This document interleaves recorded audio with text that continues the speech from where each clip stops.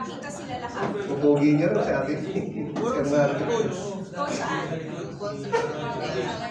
Yan. Okay, ikaw ka lahat.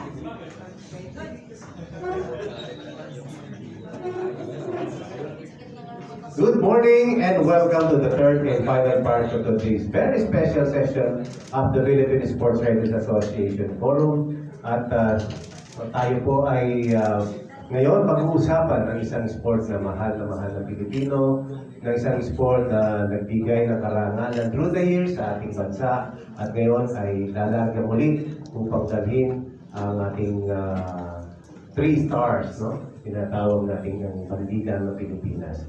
I'm Ronnie Calog, Manila Standard. Good morning, partner. Good morning, Philippine Sports Writers Association. Thank you dahil magkakasama tayo likewise on our live streaming at PSA Facebook page, Philippine Sports Writers Association, likewise on a delayed basis over Radyo Pilipinas 2 ang ating sports radio. Ako po si Judith Caringal. Pero bago pakilala ang ating mga esteemed guests mula sa sport ng boxing, nagpapasalamat po ang ating Pangulo ng PSA, si Nelson Beltran ng Philippine Star. Ayun po siya. Yan. Salamat po, Philippine Sports Commission, Philippine Olympic Committee, San Miguel Corporation, Smart PLDT, Nestle, Milo Philippines, at Arena Plus. Tunay po kaming nagagalak at nararangal na makasama natin ang ating Philippine Boxing Team, Association of Boxing Alliances in the Philippines. 5 boxers are competing in the Paris Olympic Games in just 45 days. Palapit ng palapit. So let's all welcome first our Olympians.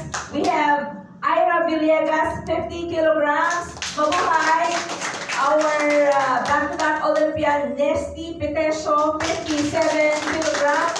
And of course, first timer din sa Olympics, Hergie Bacyadan, 75 kilograms.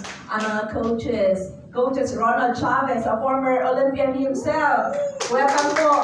Ray Garrido, coach and Olympian din po. Of course, our foreign coach, Coach Don Abnet. Hello, welcome to the PSA and the Secretary General of our ABAP, Sir Marcus Manalo. Welcome. Opening remarks siguro from Secgen. Please, yes. Secgen Marcus. Yeah. Magandang umaga po sa Philippine Sports Writers Association at sa lahat ng mga nanonood at nakikinig sa mga social media platforms. So thank you for having us once again. And ayan, nandito kasama natin yung mga Olympians natin and our coaches. Unfortunately, si Yumir and Carlo couldn't make it kasi si Yumir is in Las Vegas, doon siya nagtitraining. And si Carlo naman, first birthday ng kanyang daughter sa bukas. So, he's still in Cagayan de Oro, but he'll be back at the end of this week. Nag-opening ka na rin, Sir Marcus. Ano na rin natin? Unang question. Ngayon, ito, 5. No? Ano ba ito? Magnificent 5 ba natin ang tawag? And ano ba ang marching order natin sa ating Pangulo sa ABAP at ano yung mas lalo ninyong pinaghahandaan na let's say kayo meron kayong camp, di ba? So please share with us. Yeah, so yun, we're glad to qualify 5 boxers, which is I think the most since Atlanta 1996. So si Coach Galido nandun din. So lima rin sila at that time. And itong 5 na qualify, we feel na they have a very good chance to podium and to go all the way. So ako personally, I feel like this is the best chance for us to win that elusive gold medal in the Olympics. Kami, pagka nag-uusap-usap kami, we focus on the process. We let the results take care of itself. But we're very optimistic na this is really a strong 5 that we're bringing. And yung qualification process kasi na to very difficult din for everyone. Kahit kina Carlo, si Yumir, umakyat sila ng weight class, 5 kilos, diba? So, talagang maliit sila sa timbang nila.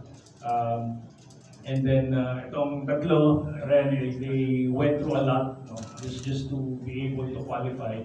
So kaya kumbaga pag nag-qualify ka, talagang you really have a good chance to go all the way. No? So yun. And then regarding our final phase of preparation, so we're flying to Metz, France on the 22nd to join the other Philippine members of the Philippine delegation for the training camp.